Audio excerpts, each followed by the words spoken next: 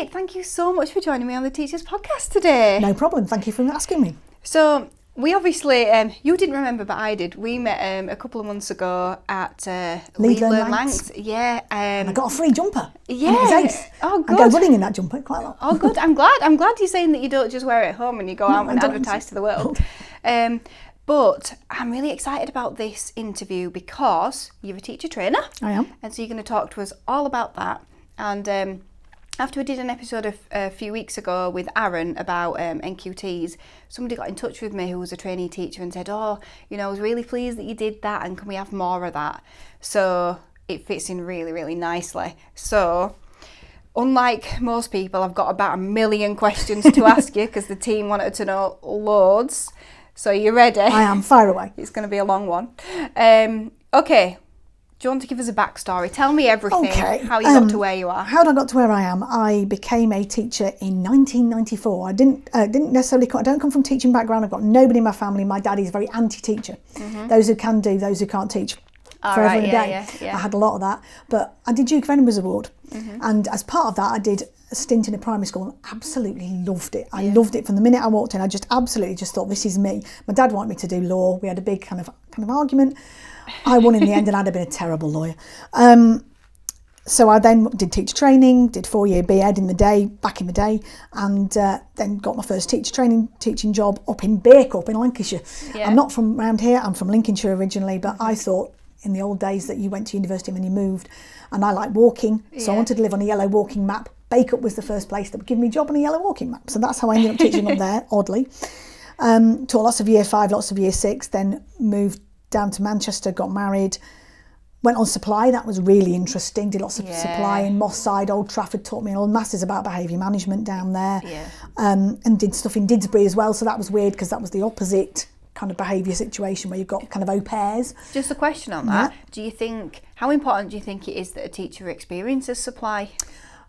I think supply is really, really important. And I love it. I mean, I try and do supply teaching on my one day off. Friday's my day off, hence I'm here.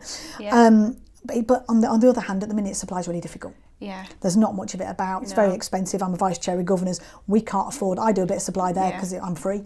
But otherwise, there isn't. Yeah. People use their HLTAs. Yeah. So yes, it's great, but it's not somewhere where you can earn a reasonable wage anymore, I don't think. No, but in terms of experience. But in terms of experience, I think the more schools you go into, the different behaviour management strategies you see, the different types of schools you see, it teaches you an awful lot, and it taught me an awful lot. I and agree. It was really useful. Same for me, yeah. And I got my second job from that, where I got a TLR, and then eventually got my deputy headship, and I was a deputy head and acting head teacher 3 times.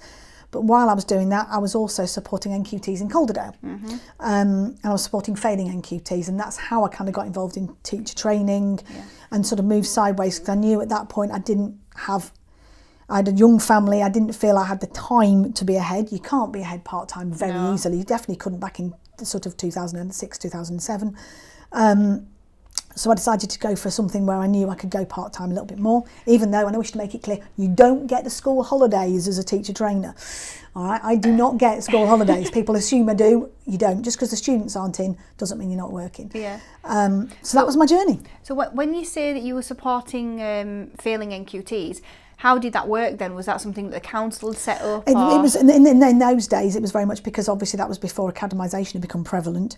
It was working with the LA, and what we did was we swapped a teacher, and we took in a supposed failing NQT at the time, and I supported her in her journey. And the basic reason she was failing was because she'd not been mentored. Yes. She'd been left to get on with it. Yeah. Didn't really know what she was doing. She was floundering and supporting, and so with support, she did become, I wouldn't say the best teacher in the world, but she became a creditable teacher. Yeah. And she passed her NQT in the end. And that can make all the difference, can't it? I remember when I was an NQT, did not had an NQT for quite a long time, and if you've forgotten how to do it, it's not the best. I think I probably went on one of the days and I was supposed to have gone about 4. More, yeah. And it is, for me, it's that support into your NQT year, which is really, really important. And that's where the new early career framework comes in. Okay, well, as soon as you mentioned it and it's on my list, let's talk about that. What is that? The new early career framework is the government's idea and it's a kind of double-edged sword, and I'll explain why in a minute, to support NQTs and RQTs. What they've realised is that the NQT year is a little bit like falling off a cliff. You become an RQT, you lose your extra 10%, you lose your mentoring or your tutoring within school, and you usually get in primary a subject leadership role, if not multiple subject leadership roles. And they've finally noticed that that's when a lot of people go, do you know what, it's too much, can't do it, and leave the profession. So what they're doing is, the early career framework means that you get support into your second year, you get a 5% reduction in timetable in your second year, and you should get continued mentoring into your second year. And there is supposed to be money available for this. It's rolled out this coming September in some areas, Greater Manchester, Bradford and various others, and then it should be rolled out nationwide the following year. Right. Okay, and schools do need to be kind of aware of this really when they're recruiting. But the downside to that is, of course, in a small primary, how many staff can you have supporting people? How is that going to impact on initial teacher training? Because if someone's mentoring an RQT and NQT, they can't have the time to mentor a third or fourth body. So we're looking at it at the minute with yes, it's going to be great in one way, and also the funds need to be put in place, because without money, schools can't do it. Just another question then, just based on what you've said. And I suppose this is a bit of a finger in the air thing, but do you have any opinions on how many kind of NQTs, RQTs a school, like what percentage a school can actually manage? Depends on the size of the school. I am always wary of schools that have a high turnover of NQTs year after year after year, because that says something to me about their workloading. There are some academy chains who have a reputation nationally for burning out NQTs and chewing them up and spitting them out, which is appalling. Or just giving them a year's contract. And a lot of schools give them a year's contract, and it's just, they're going to work out if they want them or not. Yeah, but then sometimes that's good in a way, because it's a little bit like, relationships. Maybe it's good for the NQT as well to realise that I can get out of this without losing face or losing any of my reputation. So that, I suppose, a fixed term contract relationship I don't mind quite so much. But this idea that, there are some schools who just take them in and spit them out every year is just not moral and not reasonable. Yeah, and I suppose really the difference in wage between the first year and the second year is not that much, but you can get a lot more experience. And actually a lot of schools prefer an RQT, because then you're not having to fund the NQT part. That's they're on a full, full teaching workload as opposed to the 80%. Although obviously they're going to be going to the 5%. So yeah, all right, okay. So as a teacher trainer then, do you cover all routes into teaching? At the university, we work with obviously the university undergraduate route. So we've got a 3-year undergraduate programme for primary. We've got PGCE, which is our own university PGCE. We also work with a really good range of school direct providers, and we also are involved in the Kirklees and Calderdale skit. The only thing we don't do is teach first, because that's quite selective and they don't do many areas, and they don't do masses in primary either. Right, okay. All right then, so you cover all those areas. Which would you recommend? I think what you have to know is, you need to know all the different routes, and it's very complicated, and I think, to be fair, the government have kind of recognised that it's very overly complex. Trying to explain to people all the different routes into training now is, there's a myriad. It's a lot more than when I started. Yeah, far more. And I think if you haven't got a degree and you want a degree and definitely want to teach, and it runs through, I always say it's got to run through like a stick of rock, you've got to be really, really absolutely firm in your knowledge of that, then the 3-year degree makes sense, because it's fast. Fastest way to do it, because you get your degree and your teaching qualification. If you're not sure... Also, I guess you get a lot of information as well that you wouldn't get. Well, and also it's obviously you do a lot more time in school. Our students do an awful lot more over the 3 years than you will get in a 1 year. However, they're often much younger, so they need that longer lead-in time. If you know, and you've done your degree and you've got that maturity, and maybe you've been a teaching assistant, or you've had quite a lot of experience in schools, or that you're older and you've got maybe a mortgage, then something like a school director or a skit makes sense, because it's geography. And an awful lot of people going to teacher training now looking at the geography. And if you live in Halifax, you might be more sensible going with a Halifax training provider, so then you're close to home where your schools are going to be, rather than going miles and miles and miles away to Manchester or Bradford or somewhere like that. I guess as well, even with the life experience, it actually matters if you've had another job. Yeah, it does. Even though you're in the classroom and maybe it's not relatable, it just gives Well, I you think a different sense. Every job, it? if you've had a full-time, job in work, whether it's retail or something like that, you've worked with the public maybe, so that helps you deal with parental issues. There's just that, punctuality. You understand the rhythm of a work life that you've already sort of entered into. Some people like the PGC at university because they feel more comfortable with the university setting, and they like the idea of having those support mechanisms that they know and recognise from university. Yeah. Most people, if they're older, are always looking for the salaried position. Yeah. And it does, I have to say, annoy me massively that you can go into secondary now and get massive bursaries of £28,000-30,000. Yeah, I mean, that's that insane. Doesn't actually tie you into teaching at all. Yeah. You can take that bursary and then go into something else, once you've done your year of training, and there's nothing for primary, absolutely nothing. No. And that, I've got students who are trying desperately to juggle a job and childcare and do their training, and that's not helpful. It really isn't helpful at all. And also another thing the government have done is used to be you had to have 2 weeks work experience in a school before you applied for teacher training. That was always the rule. They got rid of that rule about 3 years ago. So we now have people coming into teaching who have never really been in a classroom. So sometimes they want a slightly more tailored approach where they're going more gradually, and sometimes they're going to school direct for that, and sometimes they come to us as a university provider for that, because it can make a big difference, because people come in thinking it's going to be like it was at primary school for them, and of course sometimes they're in for a bit of a nasty shock, because it's not like that. No, it's not. And so that lack of experience can be a bit of a drawback, but most people are looking for the salaried route, but they're very rare.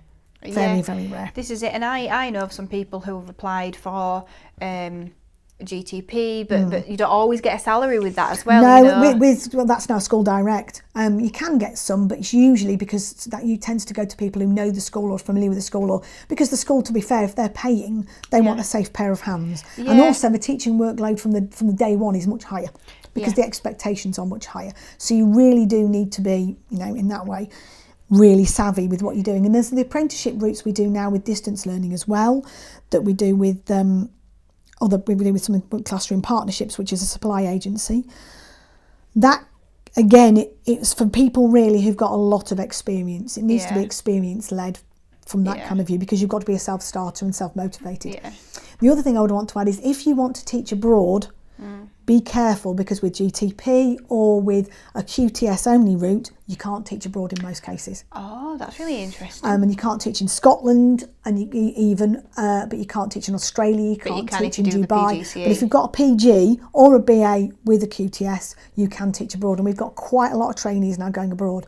We do. It's becoming a very popular route. I've got trainees, I can name at least a dozen now, that are teaching in Saudi, teaching in Dubai, teaching in Australia. Yeah, that's really interesting. I mean, I've noticed the shift, and actually as a company we're going to Dubai next month, because there's so many kind of schools out there teaching the English curriculum now as well. You can now do your NQT year over there, so there's quite a lot of schools now doing that. So it does enable you to travel, and to be fair, had I my time again, I think I'd go abroad for a bit. Two of my colleagues, one's been in Malaysia, one's been in Thailand, and I think it just brings a whole different world to you. And I would do that, but in the days when I trained, it wasn't a thing. No, and it's like the supply route. I did supply quite a lot, and just because I did secondary first, and I did supply a few days a week for the first year, because I only got a part-time job. But actually, I wouldn't change that, because I worked in some really tough schools in Bradford, really tough. And it does tell you what, my behaviour management, especially when I moved to primary, they were just never a problem, ever. And that's why they got me in. And it is the most important thing you do. If it's the one thing I say you have to get right, is behaviour management. Yeah, and I think especially on supply, one thing, I remember one of my teacher trainers said, and I think they're right, and I used to carry that through, was that, do you know what, yes, learning's important, but if a head teacher's got supply in for the day, first and foremost, they need to know that the children are behaving and are safe, and that they're not running around everywhere. Exactly. And you have to get that right before you do any learning. You have to be able to control them, don't you? Okay, so which programme makes the better teacher? Ooh. I have to say none, because it entirely depends on the trainee. I've seen some PGC trainees and school direct and skip trainees who walk into classroom on day one and are fantastic. I've seen some undergraduates who are very young, very naive, and need that 3 years, but at the end of those 3 years are fantastic. you know, it can vary. I've seen PGs struggle and struggle and struggle and struggle. Yeah. And I think you've got to be honest with yourself. If you do your first practice and your mentoring is right and you're just not getting it, and you're still not just getting it, you have to ask yourself, is this the right career for me? Yeah. And I respect far more people who say to me, do you know what, Kate, I've tried it, I've paddled, I've had a go. It's not what I thought, it's not what I expected. I'm going to say, thank you very much, but no, I prefer that than having to fail somebody. But I have to say I am willing to fail somebody. Yeah. Because at the end of the day, I'm not putting somebody out there. Children don't get a say in who teaches them. No. They're the only people who don't get a say, to be fair. And I'm not putting somebody out there who is not fit to teach my kids or anybody else's kids, because that's not fair. And it's also not fair on the person. To be in a job that's difficult and hard enough, and then to be miserable and... Because you're not able. Because you're not enjoying it. No. You've got to enjoy it. If it doesn't make you go... You know, every single day there's that enthusiasm, there's that passion, because it's very intensive, it's very full on. I had one this year say to me, do you know what, Kate, it's too intensive for me, it's not what I want. And I'm like, that's fair enough. For me, that's the buzz. That's the joy of it. You know, that it's 9 o'clock when it's 3 o'clock and you don't know where the day's gone because it's zipped, because you've been doing this, this and this. And those micro decisions that you make as a teacher all the time are so important. Yeah. And that's the difficulty of it, because you sometimes can't explain what you've done. Yes. You know, and that's what good mentoring does. It makes the implicit explicit, and it's brilliant for that. But if it's not for you, it's not for you, and that's fine. Yeah. Sometimes in life you have to know what's not for you before you decide what's for you. Yeah. And that's okay. And also I think, you know, it needs to be difficult in that way to point that out, because, you know, I mean, you've said it's not fair for the student themselves, it's not fair for the pupils, but it's also not fair to pass a load of people on the other teachers. Exactly, because and having been in that situation myself, having a member of the team, particularly in a small primary, there's no room, you know, with the current Ofsted agenda, there's so no room for passengers. No. And it's difficult enough when you've got an NQT, because they've got so much to learn even as an NQT, because it is only initial teacher training, not complete teacher training. And, you know, they need to develop and be supported through their journey. And so if you're having to juggle somebody who's far too weak, it's not helpful. No. So you just mentioned Ofsted then. So obviously there's a new Ofsted framework, but there's a new Ofsted framework for teacher training as well, as you told me on the phone. Which is great. We're pleased about that in some respects. So how is it better then if it's good? It's better because it very much mirrors, and we had a pilot. You know, people wonder about initial teacher training. Well, I've been in initial teacher training since 2007, and I've been inspecting in 2007, 2009, 2012, 2016. I'm on a pilot this year. So we're inspected a lot. Yes. And we had our pilot in November, and then I went straight the following week as a Vice Chair of Governors into another full school inspection. So that was interesting. And then we're very similar. Right. Very similar. We had deep dives, we had all that. But the reason we're quite excited about it is that for years we've had to grade trainees. And we haven't liked grading trainees because schools have stopped grading teachers a long time ago. I remember getting a grade, Exactly, but we've had to do it because our framework said we were measured, our data was based on the data of those trainees. Yeah. And all of us have said we don't want to do that. We would like a meets the standards, does not yet meet the standards type of measurement. Yeah. And a bit like schools with life after levels, that's what they're now giving us, the ability to say, no, you don't have to measure them that way. You know, because at the end of the day, the teacher standards go all the way through, whether you've been teaching 1 year or 25 years. But what a trainee looks like, you know, is very different, and should, to be fair, be very different. And sometimes you get a trainee who walks into a school saying, I'm an outstanding trainee on them, and actually that's the kiss of death. Because the school looks at them and goes, oh, well, you should be... And then, of course, they're still learning. Yeah. So having that meet the standards does not yet meet the standards. The difficulty, of course, now is we're having to try and tell them what that looks like, and talking to our partnerships, our schools, our mentors, trying to weigh that up and trying to, you know, what does that person look like who meets it? You know, how do we talk about those that are much, you know, that are really good, you know, a greater depth, if you like, and those that, you know, rather than just those that are age related. And then how do we then look at supporting those that are not yet at that point, and what does that look like? So that's the next decision. And the same, we will have deep dives in the same way as schools are having deep dives. It will be slightly different in that they'll deep dive English and phonics, which they've been doing for years with us anyway. We've had, you know, SSP has been drilled in from the last 10 years really. And probably maths, but then they will look at the foundation subjects together. They did try and look at them one by one, but I did try to explain to the chap who was trying to do a deep dive with me on RE, when you get half a day, to do all the input you need to do for a PGCE student on RE. They kind of just have to do the research themselves, don't they? And basically I always say I kind of vomit on them. I just give them Yeah. loads and loads and loads of information, you know, the legal requirements, this is what it might look like, this is good practice, this is where you find the documentation. If you're a church school, you'll do this. If you're not a church school, you might do that.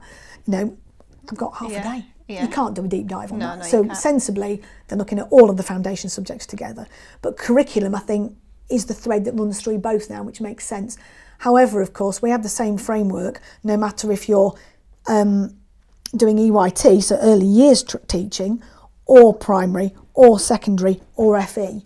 And how you do a framework that covers all that very well, I'm not sure. No. But we'll see how it develops. Yeah, that is interesting. Just want to pick up on what you were talking about, teacher standards. Like you say, you know, you're going against the teacher standards when you're a PGCE student, and I remember that. And I went into school, you know, I got a 1 hour outstanding, and I had that kind of thing, you know, oh, I'm outstanding, and then you don't get any more support. You kind of, the standards, they're just forgotten. Yeah. They don't. It's almost like they're not even looked at, and you kind of think, well, what was all this for? And then you're not getting the training anymore. And I remember reflecting a few years in and thinking, it's so easy for an NQT to get a 1 because they know what the rules are. Yeah. If you see what I mean. Well, you've been drilled, and I mean, our trainees are observed twice a week, every week, so they're getting all that feedback. And then suddenly you go from loads of feedback, don't you, to none. Yeah. And I remember that feeling, sitting there thinking, I mean, I was fortunate in my first year I had an Ofsted inspection, but that was the only way I knew I was all right. Yeah. I didn't know any other way that I was okay. No. And that's not on. And even in the schools as well, you know, whoever's observing is not observing that frequently. No. And it's almost like, do they even know what they're observing? You know, and it's almost like you need something that runs through, and maybe the teacher standards need to run through more. I know they should do, really, technically they should, but I don't really think that's the case. Because when people reach UPS, they're then assessed again, aren't they, against the teacher standards and whether they're exceeding them, because that's the whole rule for UPS. Yeah. But yeah, it does seem to be quite arbitrary. They kind of just fall off, I think. Yeah. All right then. So, what do you think the biggest challenges are that face trainee teachers, in your opinion? The first thing they've got to get right is behaviour management. If you haven't got behaviour management, you haven't got anything. And it doesn't matter whether they're 15 or 5. Yeah. You know, a class that's out of control and not listening is not going to be a learning classroom. No. So I think that's the first challenge for all trainee teachers, is getting that behaviour right. And then I think the next thing is, for me, teaching practice should be teaching practice. It's not teaching expertise for a start. So they're not, you know, some schools expect them to come in knowing exactly what they're doing, and they need modelling.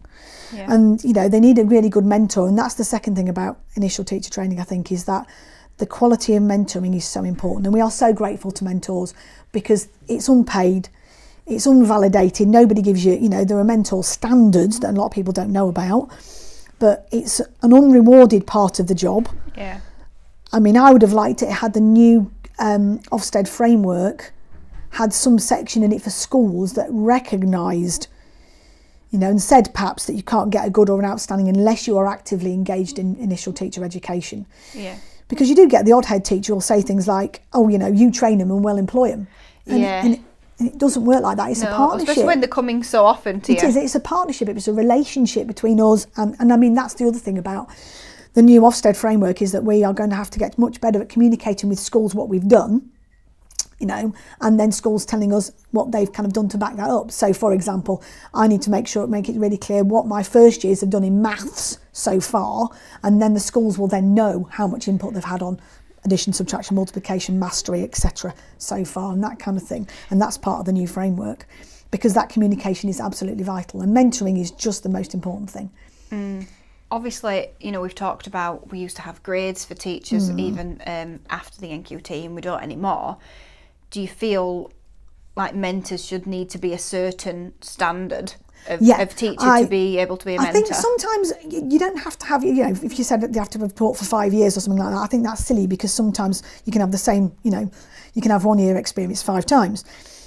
And sometimes it's quite good to be with a fairly young, and I don't mean in age, I mean in demographic, teacher, because they remember their own training and they're quite fresh on the standards and things like that. So that can be, I don't think NQT should have them. No. Because I think you've got your own, to me an NQT should be focused on their training and their teaching and their learning and their assessment. They need to teach the same year group that they taught last year and just they need that, embed it. Absolutely.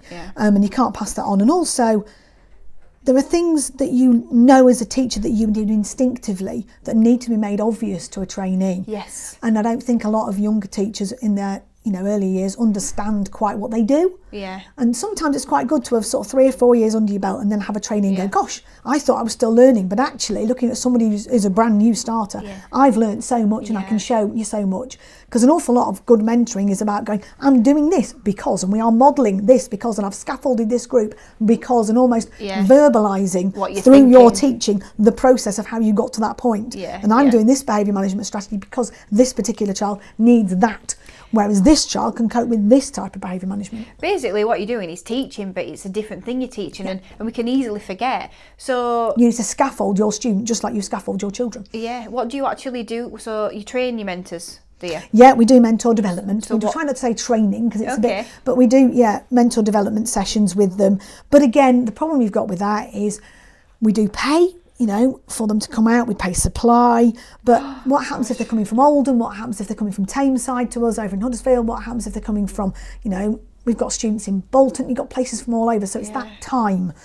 And we've done podcasts in the same way for the same reasons, to try and get the message out. But it is a really difficult message, and all providers are having this big conversation about how can we up the impact of mentoring, how can we regulate the quality of mentoring, because it does vary in quality. I mean, I had to pull out a trainee at Christmas who'd unfortunately had a really bad experience with the mentor. The mentor barely talked to them, this poor trainee had lost weight.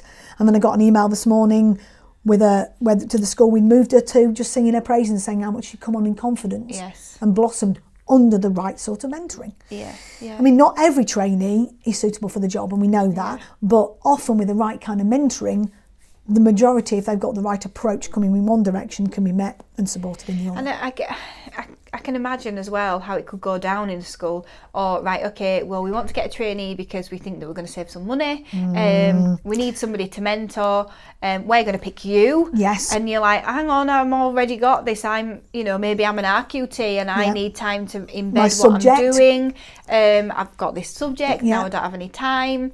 And, and I feel... Resentful mentoring is the worst kind of mentoring. Yeah, and it's an extra thing, isn't it? It's a bit like when a head teacher changes a year group and you thought you were going to be in that year group again. And then suddenly you're not. And the thing is, it's so life-changing.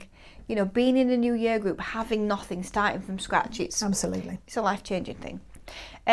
Okay, I'm liking this chat. This is really good. We're learning so much. Okay then. So you did mention about behaviour management, and you said that's the most important thing. How long do you actually give to behaviour management, say on a PGCE? On a PGCE, we do quite a lot. We do a lot of sessions that we call what we call IPD, Initial Professional Development, and that's where we cover the kind of stuff that's not subject. So it's where you cover the behaviour management, where you cover special needs, where you cover safeguarding, diversity, include all of those types of big concepts. So we cover it initially when they first come in, and then they'll have another session, and then it's picked up by the link tutor as well when they're in school, and then when they come back in after their first placement, we do more on it, and then we do a special schools placement as well, so then they get a bit more of it in a different way then. So it's something I always say, it's not like Ronseal. One application doesn't last 5 years. It needs to be drip fed. And we've also experimented a bit this year by having a kind of behaviour management unit on our VLE. That they have to then go through as well and read through. And we also recommend quite a lot of books, people like obviously Tom Bennett, Charlie, what's his name, who did a list a few years back, and people like Sue Cowley and Bill Rogers, and about consistency. But it's got to be drip fed. It's got to be drip fed throughout the entire course, because like I say, you can do it at the start, but maybe they're only doing groups at the start. Or maybe they're in EYFS, so the behaviour management you need in EYFS is very different to that you need in Key Stage 1 and Key Stage 2. So it varies, but it's continually drip fed throughout the course, because you just can't do it once. You need to be able to build on your experience, don't you? And think, actually, yeah, this is why that didn't go right, because now you're saying this, so next time I'll try this. And like for example, my first years are just going out on placement now, and they all have 3 targets, but their first target has to be behaviour management. Yeah. You know, so when they're doing their lesson observations with their mentor, it's how are you getting them sat on the carpet? What's the transition like? You know, how do you tell them all to get up and go off as one? No, you won't do that again. You know, and it's that conversation. But again, it's that strength between what we do and what the mentor in the school does, because sometimes they don't link the two, and it's making those links really, really, really visible. I suppose in some ways it's just about making reflective teachers, isn't Absolutely. it? You know? Reflection is absolutely essential. And I think behaviour management was the one thing that I probably reflected on the most, having taught in a lot of really, really tough schools. Like, I won't do that again. Well, and that's one of the things about the different routes as well, that you do have to be careful, because some routes and some providers don't give you the contrast. Part of our commitment, and the reason why we said, you know, students come to us and say, oh, can I go to the school where I've been at, or can I go to the school where my mum is, or can I go to the school where I went to school myself as a child? And the answer is no. And it's not because we're being mean, but because you have to have contrasting placements. If you've only ever been in really, really nice schools with very little behaviour, and you've had 20 kids and it's been great and it's been easier, not always easy, because then you get parents and there's a whole different ball game there of challenge. But in terms of behaviour management, you need to have gone into a school where the challenge is higher and where it is more difficult for, you know, children. When I did my PGC, which was that must have been like 2005 or something like that, and I did it in Liverpool in secondary, and we had that rule then. It was interesting because I was in Knowsley for my tough side. It was secondary as well. And then I was in McGull for the first one, which was a nice one. So I think it is really important, and I think, you know, those reflections that you have, and you learn things that you don't realise. So because I did secondary supply, I learned that you had to stand in front of the door up to 10 minutes before the end of the lesson, otherwise they walked out. These little things I learned. But then fast forward maybe 5 years, I was on supply in a primary school. It had come to the end of the day and I was letting the children go, and this one boy, I wanted him to be last, just so we could have a little conversation. Little chat. Anyway, I don't know, you know, sometimes where things happen and you're like, oh, how did that happen? So I'm letting the children go, and then before I knew it, I was stood in front of the door, and I'm thinking, this is weird. Why am I stood in front of the door? Oh, he'd got up and tried to get out, and I thought, oh my word, my instinct kind of just kicked in. That's 5 years since I'd done secondary. I'd never had to do that in primary before, but there I was in front of the door, and he's like, oh, miss, and I'm like, oh, I've still got it. But those things that you see as instinctive, a trainee never sees as instinctive, and it has to be made explicit to them. And that's some of the problems sometimes, is that they see an amazing teacher and go, wow, but they don't have the skills to unpick where that all comes from. That, you know, they just see an amazing teacher, and sometimes you say to a trainee, just observe such and such a body, and that's no good. You need to say, observe them. Exactly. They don't know what that magic is until you see it. And then it's unpicking, well, what did they do? Where were they stood? What was their body language like? What questions did they ask? What was their tone of voice like? You know, all sorts of little things that build up to make that picture of that amazing teacher. And it is a performance, isn't it? It is. This is absolutely going to be a great episode for mentors as well, you know, to make them better mentors and get them to realise the kind of things make the implicit explicit time after time, and just a bit like with the children, it's about scaffolding. Same with planning. You know, they won't know how to plan, so if it's their first placement, you need to show them your planning and talk them through your planning, and it's that mental conversation. I always say in teaching, it's not the job, it's the space inside your head the job takes up that's the problem sometimes. And you know, that's why that you wake up in the middle of the night thinking of those children. It's the oh my goodness, what am I going to do about Liam or Jordan or Gemma, whatever, you know. And so it's that going through step by step how you do it. You can't just lob them a load of old planning and say just get on with it, because they won't have a clue where to start. You need to say to them, don't you, this is why I've given this group this activity, and this this is why, and this is why it's not the same as theirs. And then the next time you say, why have I given, them, why are they sat doing that? Why have I given them a word mat, or why have they got, concrete practical materials instead of that kind of thing. And these are all the things I could have benefited from, because when I went into primary, I'd done secondary. It was by outcome because it was performing arts. That was our differentiation at the time. And it was all new to me and I had to learn it. And even then I was thinking, why are they all doing different activities? This is very strange to me. And of course now we don't even do that. No, well, this is it. It's, you know, with mastery type curriculum and mixed ability and this idea that everybody's got the bar and the ceiling and that kind of thing, and you don't put a ceiling on learning, it's changed a lot of people's practice. This is it. You know. And that's more aligned to what I was kind of expecting and what I'd done previously in secondary as well. Okay then, so what are training providers doing to keep their trainees in the profession? Difficult question, because there is only so much we can do.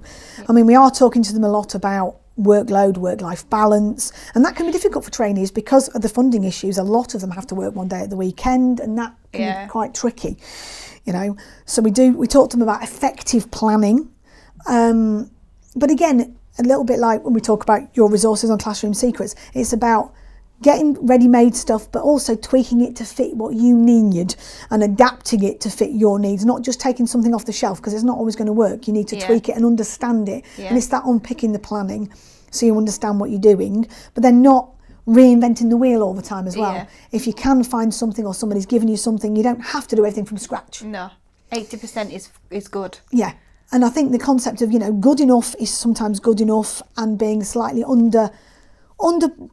under-resourced but prepared rather than grumpy and overtired and resentful of your class because you've spent all weekend working. None of that is good. But there's only so much we can do as providers. You know, I think a lot of people don't realise we have partnership committees. All universities and providers have committees which have got teachers on, and if you're interested in teacher training, it's a good way in. Get involved with your partnership committee, and things like our planning formats come from that committee, so that they evolve from that. We don't just sit there and go, you know, we are not using VAK to plan with, for example, or any of that. Thank you. That we get slated with, but we don't. And all our planning documents come from the partnership, which come from serving, practising teachers, especially for us, like when we do EYFS. Really important, because EYFS can look so different in so many places that we have a range of planning strategies the students can dip into. And what we also say is when they're looking for jobs, they tend to panic. And I'm already getting people going, oh, well, I haven't got a job yet. And I'm like, whoa. It's early days. But people start to get jobs, and then students apply for jobs. And it's that, I'm a big fan, it's like relationships. Rather the right one and none than the wrong one. You know, don't go rushing in. So if it's a school you're not sure, go and have a look round when the kids are in if you can, because it gives you a bigger, ask the question, how do you spot NQTs? How many NQTs have you got already? Just, you know, how many people have changed jobs? Do a bit of, you know, sniffing around Ofsted, sniff around their websites tell you an awful lot if you read between the lines and do a bit of inference and deduction. And just get a feel for the school and only kind of apply if you think it might be right. The difficulty is, of course, you're then worried it might be the wrong one, or what happens if I've got two in the same week and one I want and one I don't want, I get off with the first one. Because teaching is weird in that you still have to do this whole kind of accepting on the day thing. That in other careers you don't have to do. It's not as bad when I train, when you have to sit around the sand table waiting for the Miss World moment where someone came out and said, oh, really? Yes, because of course it was the days before mobile phones. Oh, right, yes. Now they ring you at least. Whereas then it was, you had to wait, and then you had to wait to see if the first person had got the job before you were allowed any feedback or could go home. But it's that getting the right job for you. You know. And, you know, if you have trained 3 to 7 and then you decide to go for a job in year 6, being aware that there's going to be a really serious upping of the ante and changing of perspectives. Or the other way around, if you've done a 5 to 11 course and you've never been in EYFS, it would be a good idea to do a bit of voluntary in EYFS before you start applying for that to make sure it's definitely for you. So it's right fit, right peg, right hole. And that's about all we can do at the moment. I'm hoping with the new early career framework, hopefully providers will be involved in that. And so that we can kind of work, it's about working together. I also think if you've done a PGCE, I remember people were starting to apply this time of year, February. And it's really difficult because they've not done their second placement yet. No, I'd done my first placement and I think maybe it was 40% timetable or something. Ours is 50, We'd hardly taught. And then you've got to be this expert, and I really struggled with that. See, that's when my 3-year degree has got a bit of an advantage in that they're just finishing. They've just done 13 weeks in school. They've just done their 80%, so they finish sort of now, and they're applying for jobs and they've got it in the bag, as it were, because they've had all that experience. Whereas with poor PGs, who've just done one placement, have taught 50% of the time. Yeah. They've just got, they're doing a special schools placement, things like that. But it is really early doors for them. It's difficult. Because you're not really a teacher yet. No, you're not a teacher. You're only half baked. Yeah. And it really tricky, especially if like me, I went and did a PGCE in Liverpool, but I wanted to get a job back in Halifax in a subject that didn't really exist in the area. No, of course, yeah. So for me, actually, it was better to kind of get to the end of it, because then no jobs actually came up a anyway. lot of jobs, May, June, July, people are still getting recruited at that point, but I think there's a sort of sense of panic sets in. Yeah. And I think you've got to kind of just hold the line on that. Yeah. And it's like I say, better the right job than just any job. Also helpful if you know that it's coming up, to sign up for supply, because the things I learned on that first and I think year, also looking for things like maternity cover, where you're going to get 2 solid terms in a school. And again, if a school's sensible and likes the cut of your jib, they will, if they get an appointment coming up in that time, they will probably appoint you, which makes a lot of sense. And I think the rules are different about NQT now as well, because I think at the time you only had one or was it 2 years or something? 2 or 3 it's years? now. It's now. And now it's the whole rules have changed easier, on that. Because there was that panic. Oh my word! Will I get my NQT year in time? Yeah. Okay then. So, do you feel?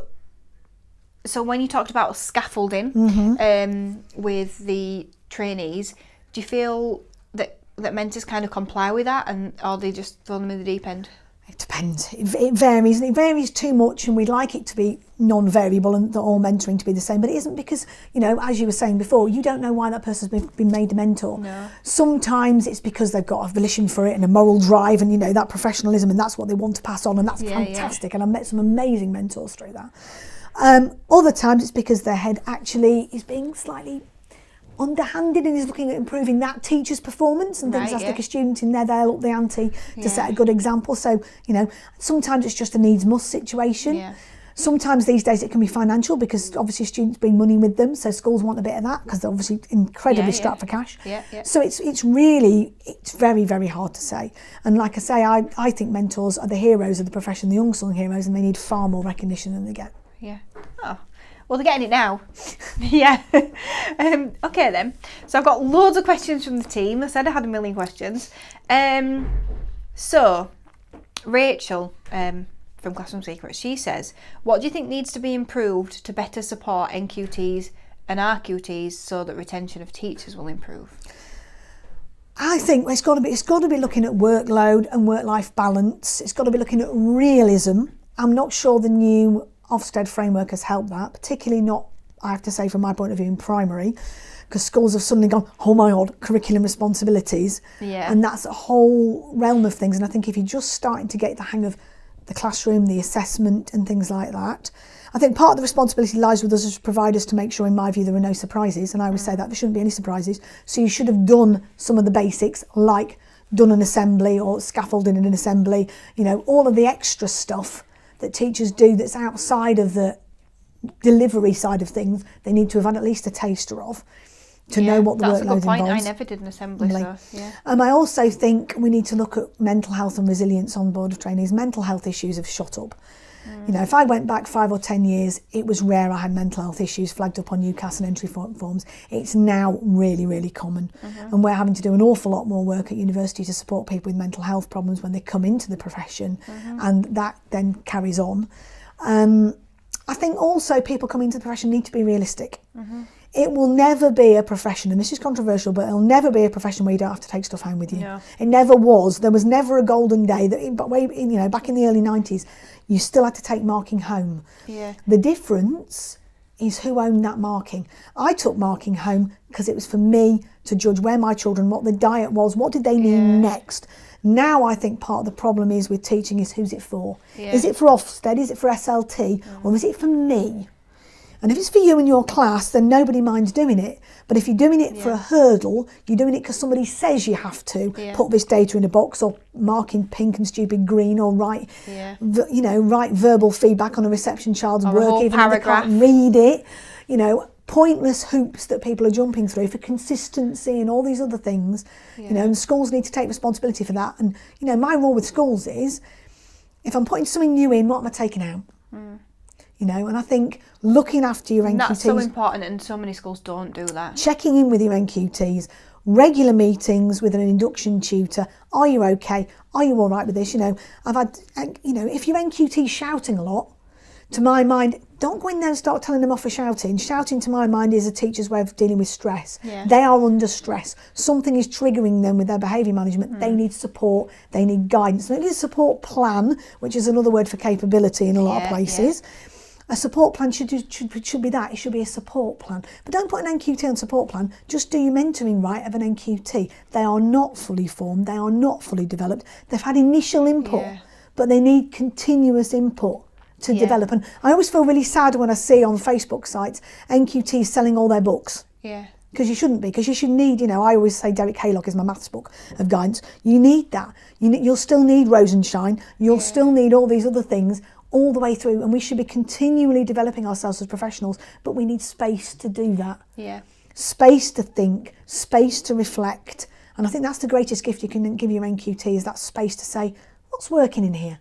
What's not working? Yeah. Stand back and just go to the back of the room, if your class are working, and look at them and see what's going on, and judge the temperature and look at the management and the resources and what's going on really in that class, and having that space to reflect, rather than being like a mad hamster on a wheel, just churning through the planning, churning through the data, churning, and not looking at how to make it better. Yeah, I just find, what you've been talking about really interesting, because it's really easy for us all to forget, isn't it, that an NQT is somebody who is kind of still in the training phase. Absolutely. Not just a cheap option that should be a fully fledged teacher. And that is often what's expected. Yeah. And that's obviously when they fail. And like you say, like the support plan, well, how can you put them on a support plan to be a fully fledged teacher when they're not a fully fledged teacher yet anyway? No. And we can only do, especially in a year, you've got so little time. And because of the way it's been structured since the Govian years, this idea that, all teacher training should be in school, all teacher training should be in school. Well, if it could be in school, it would have been in school for years. But your job in school is to teach the kids in front of you, not to teach trainees in front of you. You haven't got capacity. About that side of it as well. That's a whole different Exactly. So thing, we get such a little amount of time. I think we get 50 or 60 days now. Yeah. Well, to do everything you need to do in that time, it's not enough. No. I mean, to be fair, you can argue whether a year is enough or any time is enough. But, when you've had half a day on geography, if they're ill and they miss that half a day, they've never done geography, they might have seen it taught. Yeah. So then to suddenly say in their RQT, by the way, your geography lead. Yeah. It's not enough. You kind of just have to work it all out, don't you? Yeah. Do you think then, just on this, do you think it would be beneficial to have rules where possible, because I know that it might not be possible in a small school, where, we could kind of say, an NQT, say if they're in year 4, because that's quite common for NQTs, isn't it? Yeah, because it's a safe year. Yeah, safe year, that they have to then be in year 4 in their RQT, so they have that space to reflect. I would say for me, 3 years in a year group is enough. Yeah. Before you think about moving on. First year, you're kind of just getting through it. Yeah. Second year, you should be perfecting, tweaking, improving, developing. Same with the third year, and I think the same with curriculum. If we're looking at curriculum in depth, then you do your first year of your curriculum and go, oh, that was good in the Vikings, but this didn't work, and they didn't know that, and they didn't know that date, and we need to come back to that. Then you do that in your second year, and hopefully by the third year, you've got something that looks like a coherent curriculum. It'll vary, because obviously your children vary. Yeah, I agree. I couldn't agree more. So I interviewed Kelly Ashley. It was only a couple of days ago that it went out, and we were talking about this and about how we're kind of just expected to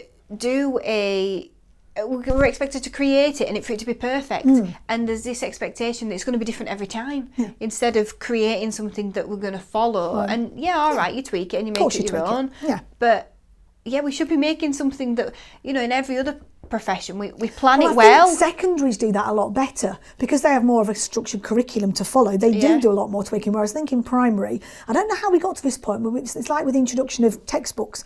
When I trained, there were textbooks about. And then we went through a period of like, oh no, textbooks are terrible. But then it becomes worksheet led, which again isn't always grateful either. Yeah. And a combination, but knowing your resources really well and thinking, right, last year this worked really well. This cohort are better or are worse. So they're going to need more scaffolding, less scaffolding. What do I do to tweak it? Rather than going, new all the time. I think it's important to be able to use everything. And also, and I think things like, you know, putting all your resources on a shared drive on the system of a computer is really useful for that. And that's something, again, that I know secondaries do, but primaries tend not to do as much. You know, so people can go, right, this is the year 2 geography folder. Look, these are all the resources we've used this year, and this is for you.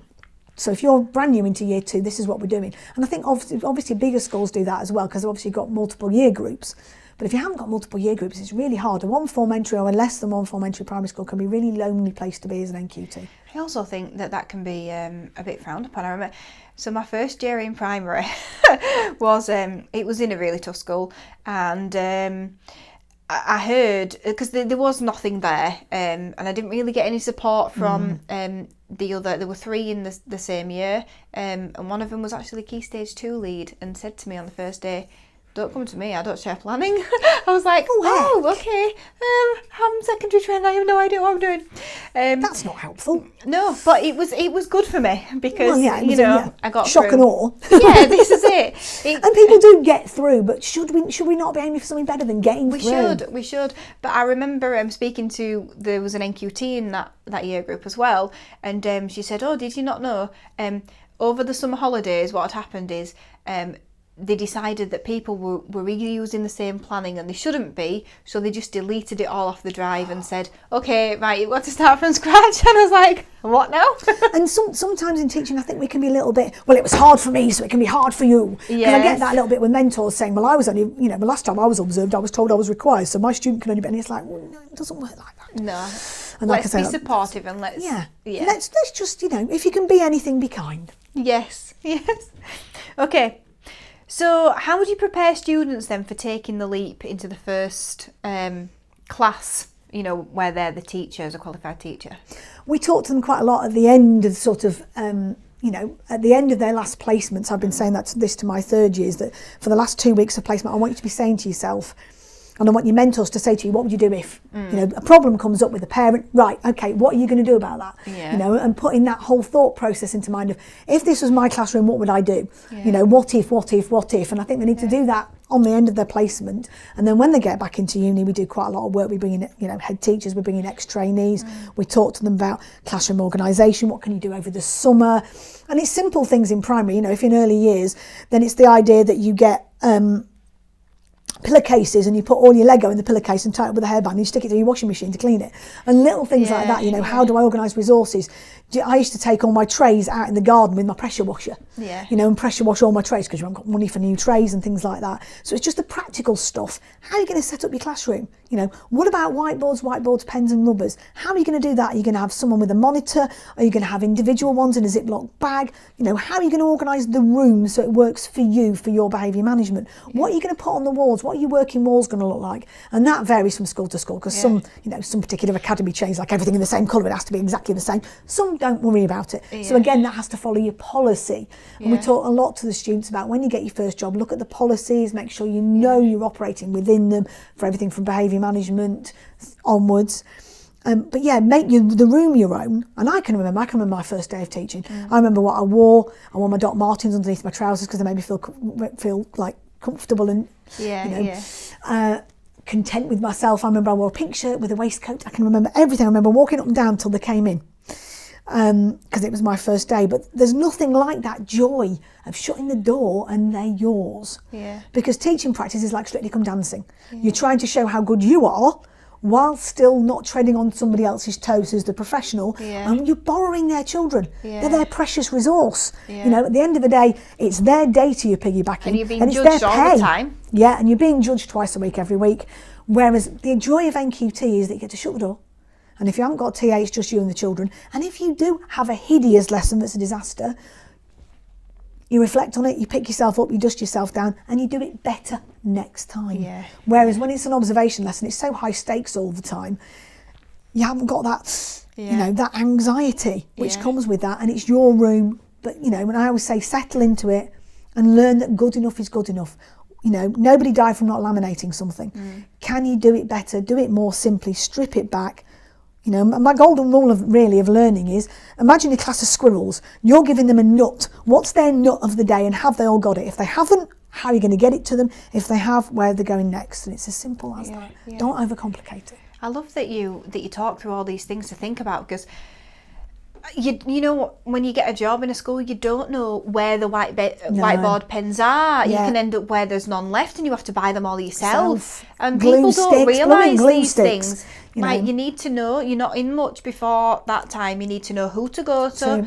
You need to... where the books are kept. What sort of exercise books can I use? How many have I got? What about glue sticks? I always have a pot with, you know, so when you've got a dead glue stick, put the lid in a spare pot, so you've always got one.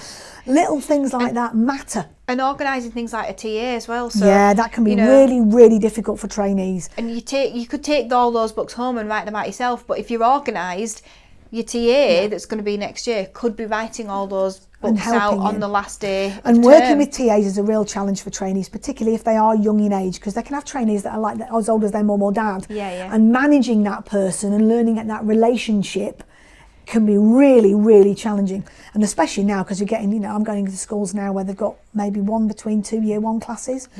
Even sharing them at EYFS level now because of the funding situation. Wow. Okay. So I feel like we've kind of covered about the biggest challenges for trainees. So what do you think schools could do to enable a smooth transition from NQT to RQT? I think breaking them in gently and not sort of saying, right, you're now an RQT, so now you get no support. By the way, you're now in charge of computing and geography, and, you know, when Ofsted come, it's all going to be down on you.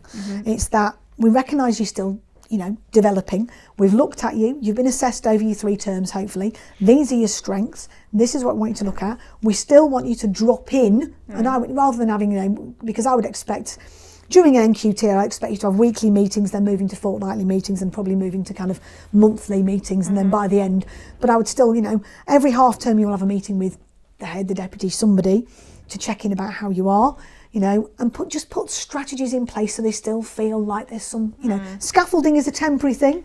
Shouldn't be a flying buttress, you shouldn't be leaning on them, and they shouldn't need, if you've done the NQT year right, hopefully, they should be in a position to be at ease with the year, because they've been through the cycle, so they know what goes on at harvest, what goes on at Christmas, how to deal with the nativity, all of those things they've been through once.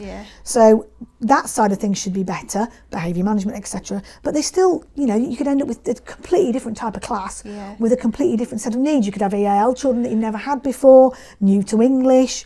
You could have child with extreme special needs, you know, and special needs walk in and you just don't know what you're getting.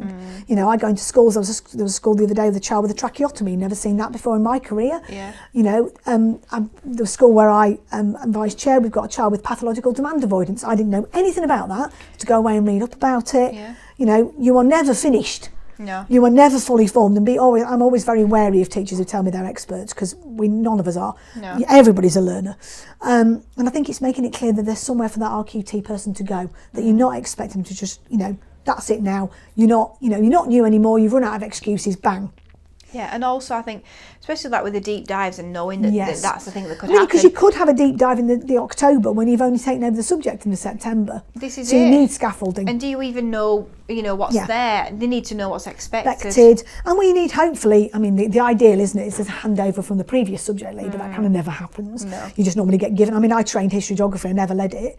I did maths, I did RE, I did computing, I did DT, because you just cover what's required by the school. But in the old days, it used to be you got, you know, half a day every half term to do your subject, and that kind of disappeared under the previous framework. Now it's come back, but people are like a bit in shock. They don't know where the DT is or what they're doing, and you know, and it's that curriculum development. I mean, it's good news that came out yesterday about the Ofsted framework allowing another year for schools to get themselves curriculum ready.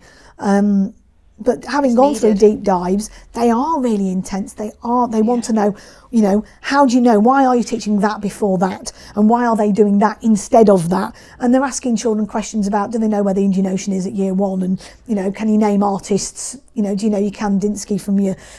And it's difficult. And it's the kind of questions that we'd be like, hang on a second, let me just think, you know. Well, I'm having to improve the trainees' general knowledge in order for them to do, because a lot of them, we give them a map of the UK and ask them to put the capital cities on, and some of them can't do it. Yeah. Because it's not necessarily known stuff. So it's improving everybody's general knowledge. There's no such thing as general knowledge, is there? Because it's not general. In order to get them up to the speed for some of these deep dives, because it is a change of culture. I think it's good because it's ensuring that broad curriculum. Yeah. That some schools definitely are narrowed to, too far, but it's how we cover that. And again, in small primaries, it's really difficult. And enough time, because we tend to rush things, don't we, and do it quite fast. So obviously you're Vice Chair of Governors now. Yeah. So how did Ofsted compare as a teacher to Ofsted as Vice Chair? With Ofsted as a Vice Chair, it was equally grilling, and you feel a lot of responsibility. Because strategically we're responsible for the strategic direction of the school. And interestingly, in this one that I was in, he did ask about what have you done about teacher workload? What's your awareness about teacher workload? Which I thought was really good. Yeah. That surprised me, but did ask for evidence of, where could we say in the minutes that we challenge teacher workload and things like that. And I could provide that. Yeah. But that was refreshing that they did ask about that. And they asked about our knowledge of the curriculum and our awareness of the curriculum and that kind of thing. But you have to remember that governors is strategic. Yeah. So, we could talk about the general directions, but, I know the topics, but that's also because I'm a parent of a child in the school. Yeah. But anything deeper than that, and we didn't know, and that was something that we felt as governors that we do need to know. However, I'm not a big fan of governors walking into school and doing like lesson observations on teachers. I mean, I would be okay, I think, doing that kind of thing because I know the subject and I'm a teacher. I'm still a teacher. I would class myself as a teacher. Yeah. But when you've got people from industry and you've got solicitors and all sorts of different walks of life, they don't know what they're looking for, and I don't think that's helpful. No. You need to be able to rely on your senior leadership team. But I think what we probably need to do is make sure that we have like drop-ins from curriculum leads and saying this is what we're doing in our subject, this is our curriculum map, this is how we know what's going on, and that is enough. Yeah. I don't need to be knowing who orders the pencils. I just need to know we've got enough money to order the pencils. Yeah, absolutely. And at the end of the day, I know from sort of being in this role now, I don't have time for all that. I have people email me about jobs and I'm like, listen, I know nothing about that job because I'm not the recruiting manager and I really don't want to be because I don't have time. Yeah. And it's the same thing. You can't know everything. No, you can't. No, and I think it's really difficult. I mean, if you want to be a chair, our chair retired, and people said to me, will you step up? And I can't because I work 4 days a week at least. I'm doing a PhD. I do a bit of supply teaching and I'm the vice chair. I do not have the space in my life because as a chair, you have to be able to drop everything. If there's a safeguarding issue, you need to be available to your head. Yeah, you do. I know that because my operations director is the But I definitely felt we're responsible really for the Ofsted. It was a definite deep dive drill. Yeah. Okay. So if you could only offer one piece of crucial advice to people who are embarking on their NQT year, what would it be? You have to be certain it's the job for you. It has to run through you like a stick of rock. Teaching, people argue whether it's a vocation or whatever, and it doesn't matter how much we pull back on, say, workload, it's still going to be that you work absolute hell for leather during term time. That's the way it's, and you swim, and then you come up for air in the holidays. Yeah. And it's never, I can't see how that changes because the rhythm of the day is frenetic. Yeah. So you have to be certain it's for you. So get yourself into a school, but don't just play with children. Don't do football with year 6. That's not the job. And if you had a nice time at primary school yourself, great, because I could have been your teacher, that's marvellous. But you need to see the planning, you need to see the rigour, you need to see the assessment, you need to see the data, you need to understand that yes, we play in EYFS, but what underpins that play? Yeah. Where does it come from? What's the planning, the thought, it doesn't just come out of the ether, even though sometimes the government suggests it might do. There is planning and rigour and direction behind all of that, no matter which age group you are in, and you need to know what you're getting yourself into. And because if you know that and you're prepared for that, then the rest of it should come. Yeah. But if you're not, it can be a nasty shock. Yeah, absolutely. And that's similar. And I think in primary we suffer from rose-tinted glasses syndrome. Oh, I had a lovely time at primary school, and and it was great, and I loved my primary teacher, and that's fantastic. But it's not the same as the job. No, and you never, we used to think that teachers lived at school and they all still these do, things. don't they? Yeah, And we never thought that they took marking home. We never. And I say, and I go, I do the interviews for both the BA and the PGC, and I show them a copy of the timetable and say, this is what it's going to be like, and all your friends, if you're doing the undergraduate, will be doing 7 hours a week, and you're doing 7 hours a day, and we want you in at 8, and we don't, you can't leave till 4:30, 5 o'clock at the kind of earliest. You need that professionalism from the get-go. Yeah. And if you're 18, that's a really big ask. It is, yeah. And if you're not ready for that, then that's fine. Do something else. Because we do a childhood studies degree, we do an early years degree, we do special needs. There's so many other degrees that involve children and childhood that you can do now. So you paddle about and you get a bit of a flavour of it, and then you can do a PG. Yeah. Because if you're going to come and do my undergraduate, you need to be absolutely set. And the same with the PG, because it is the job. Yeah. That is the purpose of it. It is for becoming a primary school teacher and going, it's a bit more hard work, or, my child's ill, what do I do? Well, you had children before you come on the course. The course is a commitment. So you've got to have some childcare in place before you come. Yes. It's difficult, but that's the way it is. Yeah, and it's like having a job, isn't it? It is. That's exactly what it is. I can't imagine what it must be like sort of doing the degree, because I remember, my degree actually was quite full on. We had a lot of taught time because it was performing arts, obviously you're together and things. But then when I did the PGCE, which was kind of the 4th year, I could not have a part-time job then. So I had a part-time job all the way through uni. But that year, I was one of the lucky ones who got a bursary. It wasn't a lot. It was about £2,000 or something, because it was performing arts at the time. Yes. And they didn't even teach it in my area. They do now, obviously. But there was no way I could have had a part-time job, because I got home and I worked. And to be honest, I don't really feel like it was that much different from my NQT year. No, and to be fair, it shouldn't be. It shouldn't be, because like I said, there should be no surprises. So, and hopefully things get quicker. And marking does take you forever when you first start, but then you pick up the tips and the tricks and you get quicker with it, and people are experimenting, and that's the joy of my job, is that I go and see so many schools. I get to see what's going on. I go into about 40 odd schools a year, so I get to see who's doing what, and people moving to no marking, feedback and assessment, and how things are developing and changing. And I think the oil tanker of workload is turning. But you do need to just be aware that it is very involved, and it will take up a large chunk of your life. And I've had somebody, even this week, drop out of the BA and said, I can't cope with the intensity of it. Yeah. And to be fair, our BA isn't massively intense. They teach 25%. It's group-based to start off with. We introduce it gently, but still, if you're not expecting it, it's a big thing. You can't cope with that intensity, then it's not right. It's not for you. So what do you look for then when you're assessing trainee teachers, Sarah? Interview. At the start, I'm looking for passion, commitment, realism, resilience. People who aren't going to go, I've got a bit of a cold so I can't go in, because that's not the way teaching works.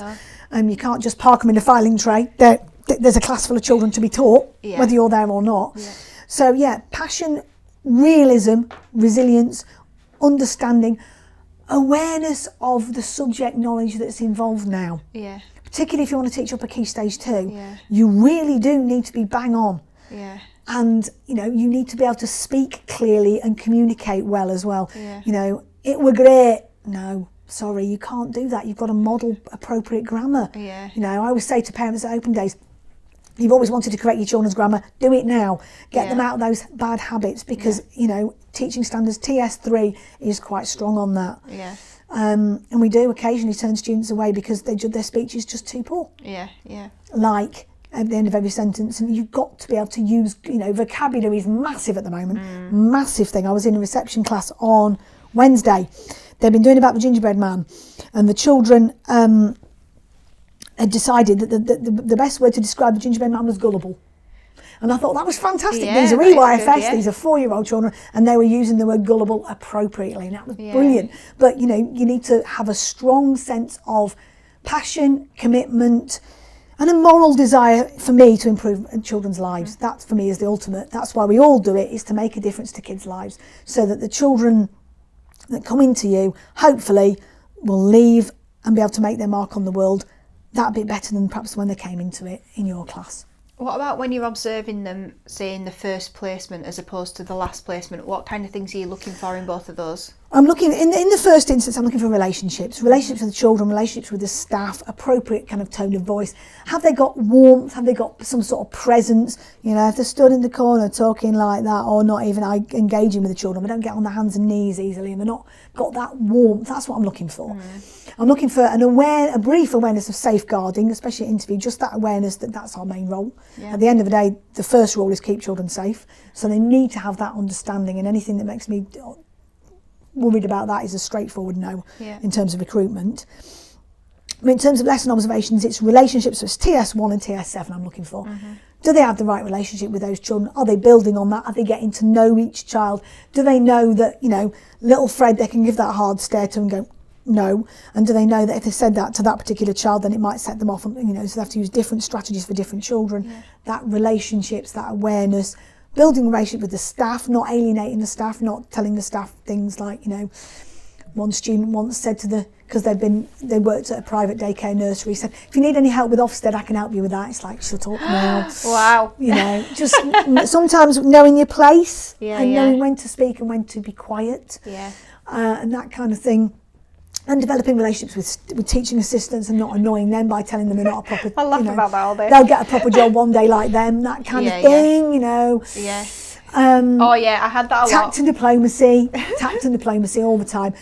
But then it's about behaviour management, because if you haven't got that, if the children are just running riot. And I did work for sometimes with the Troops to Teachers scheme, which was fascinating and really, really good. And it was a shame that went, because it was the most men into primary I've ever dealt with. And it made me laugh, because the whole premise of that, when Michael Gove brought that in, was the kind of the whole idea of, you know, children dropping and giving people press-ups and stuff. And actually a lot of those were men, and they found behaviour management really hard. Because they didn't want to come across as angry dad and shouty dad type person.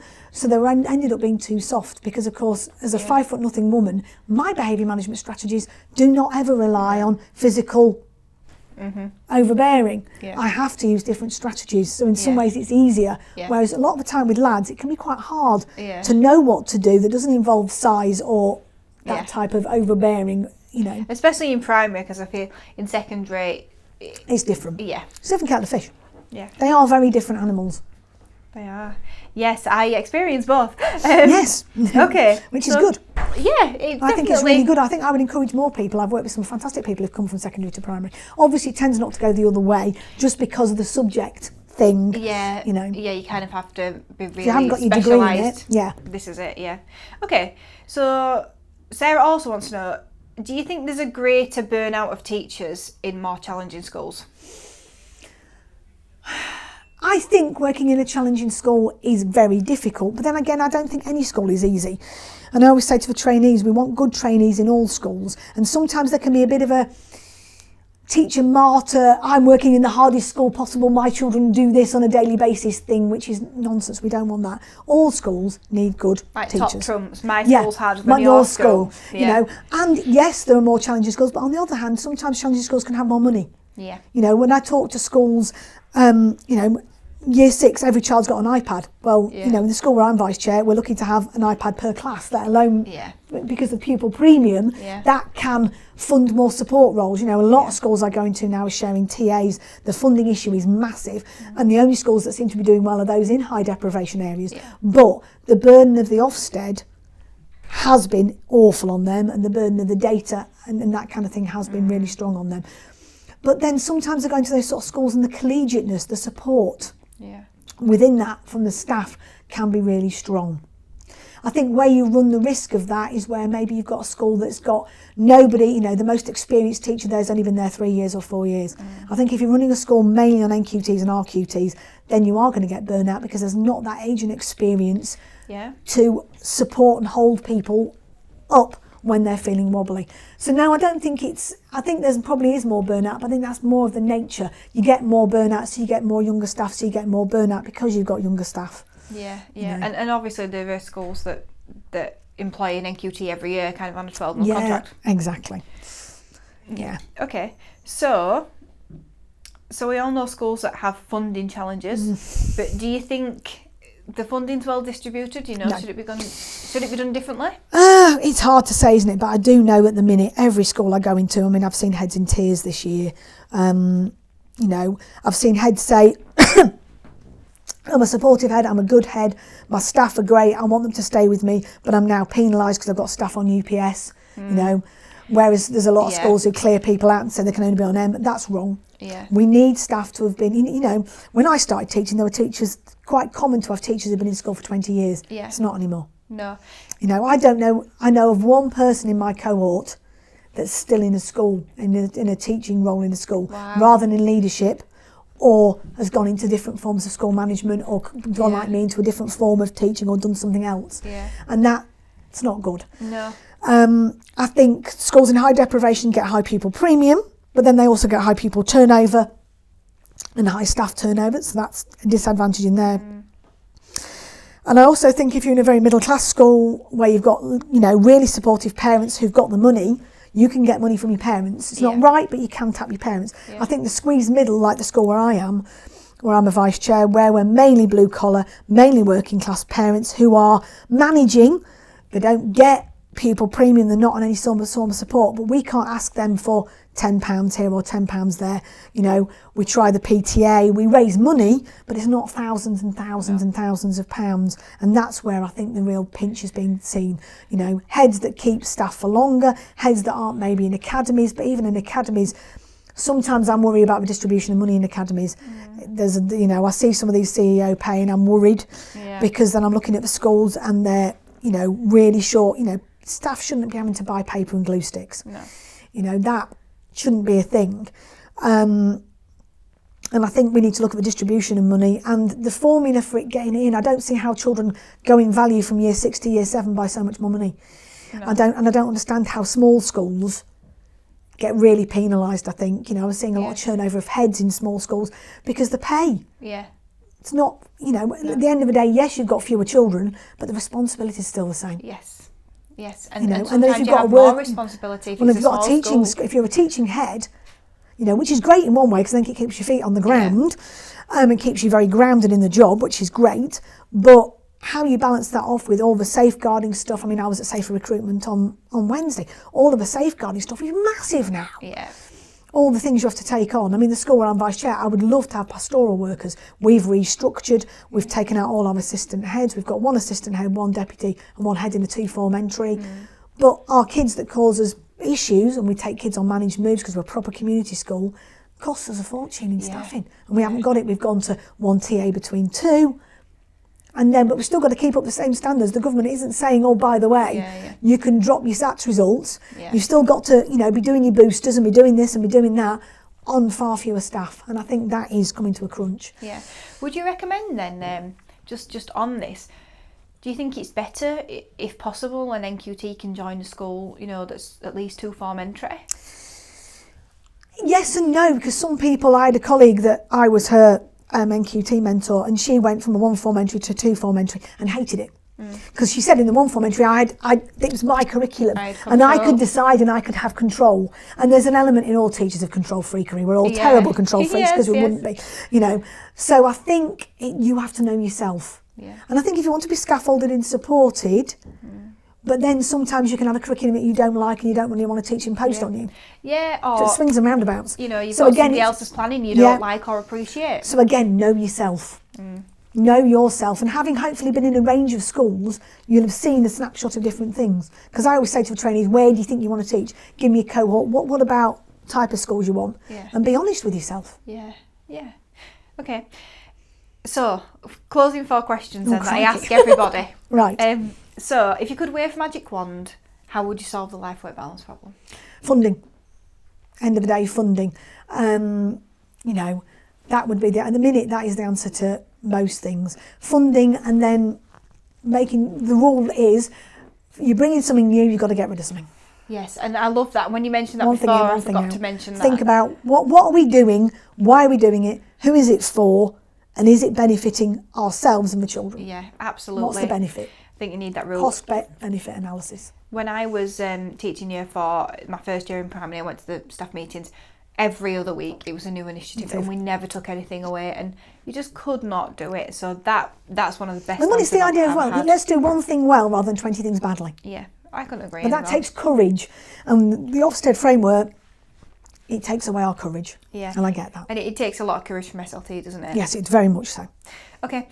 Where do you think education is going in the next 10 years? I'm hoping to better times in many respects. I think you have to be an optimist when you work with children. Yeah. You know, and yet there's a lot of challenges, and I think we are looking at children and families and life that's changing, and I think technology is changing. I'm not one of these people that says, oh, we'll all be working on iPads, and you know, I watched Back to the Future when I was a teenager and thought we'd all be on hoverboards by now. That's not going to happen. We will still need to write. Children will still need to learn how to handwrite. But I think the focus on a broader curriculum is really good. I think things like the early career framework is good. I think the new Ofsted framework in itself, eventually when it beds in, when schools have got their own curriculum and are brave enough to do that, is good. And I think the flexibility of schools to transform themselves is strong. I do think the funding is a massive issue and will come to a head at some point. Yeah.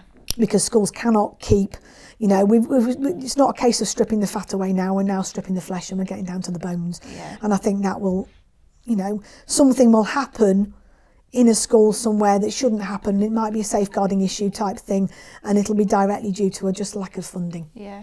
You know, and that will be awful. That will be awful.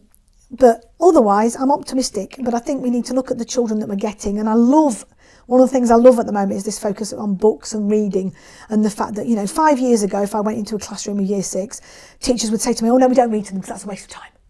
And that would break my heart, because for me the best part of the job was doing the voices and doing Charge and George's Marvellous Medicine and all of that, and having that special time when I did things like, I used to do Goodnight Mr. Tom with years 5 and 6, and having those kids in the palm of your hand waiting on your every word. There is nothing like that feeling. It's the best feeling in the world. And I think getting back to reading is brilliant. But it's having the space, and I think we've just got to be braver to kick some stuff into touch and say, do you know what? That isn't as important as this. But that takes courage. I also feel like, you know, that's important for broadening the curriculum, because that's where you learn the extra stuff. That is, yeah. By reading different stories and we know that, you know, all the evidence points to strong readers make strong learners. Yeah. And if we don't do the DT as much because we're doing more reading, does that really matter? Read a book about and I'm not DT. just picking on DT, by the way. Don't ring in and say I'm not. But, you know, it could be any curriculum area. Yes, the next one is a deep dive on DT. It's not really. It's good. I haven't found anyone willing to do that yet. So if you're listening and you teach DT and you want to do a deep dive, then let me know. Okay, so who was your favourite teacher at school and why? My favourite teacher was I think it was year 4, 5 and 6. I was in a small Lincolnshire primary. Mr. Downing, Pete. And he was brilliant because he really did epitomise book and book learning. We read Narnia, and it was the first time I'd encountered death. You know, Aslan's death was amazingly powerful. But we also read things like The Eagle of the Night by Rosemary Sutcliffe, and he really empowered me to be a reader. And I was a big reading child. I'm less so now, sadly, as an adult, just because of time. Yeah. But I think that, you know, for me, the resurgence of books and the type of books you're getting with like Nevermore, Coghart, there's so many great authors out there, Who Let the Gods Out, all of that is fantastic. Yeah. And turning kids back into readers, I think, is a really strong thing. And Pete did that with me.